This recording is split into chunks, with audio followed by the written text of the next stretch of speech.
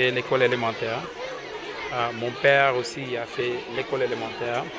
Donc c'est tout à fait logique et normal qu'après avoir réalisé quelques actions pour les femmes kaolackoises, pour la population kaolackoise, de se retourner vers les enfants. Comme vous le savez, ça coïncide avec l'ouverture des classes. Et nous savons tous que c'est souvent des moments très difficiles dans un pays où les fêtes et les dépenses successives s'enchaînent pour les parents. Donc c'est tout à fait logique qu'à travers les actions sociales que nous menons en Afrique, au Sénégal et particulièrement à Kaolack, qu'on puisse retourner dans les écoles primaires et les CM de Ndorong. Ça ne concerne pas forcément l'école Mansourba.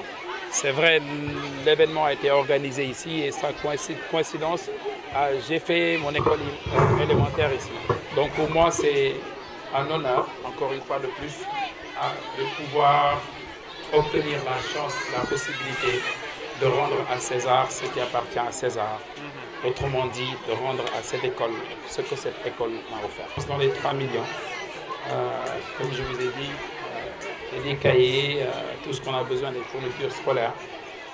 L'idée, bien évidemment, la volonté était d'équiper toutes les écoles de Kaolack, mais malheureusement, on n'a pas pu le faire. Donc stratégiquement, on a décidé de se focaliser sur Ndorong, parce qu'encore une fois de plus, je suis de Ndorong, comme disait l'autre tout à l'heure. Donc cette année, on a décidé de se focaliser sur Ndorong, espérant, Inch'Allah, que l'année prochaine, que Dieu puisse nous donner la possibilité et la force de l'étaler sur Kaolack et progressivement sur le Sénégal et pourquoi pas là. Nous, on s'est fixé une stratégie qui consiste à améliorer les conditions de vie de la population africaine d'abord, sénégalaise encore, kaolackois et particulièrement ndorongoise. Cette stratégie a été développée sur 3 axes. L'axe principal, c'était les actions purement sociales. Le don de l'hôpital régional rentre dans ce cadenas. La mairie rentre dans ce cadenas. D'aider les femmes, comme je l'ai toujours dit, pour construire une nation, il faut s'appuyer sur les femmes. Et pour la développer, il faut s'appuyer sur sa jeunesse. On a lancé le programme pour les femmes. On a lancé récemment un programme pour les jeunes.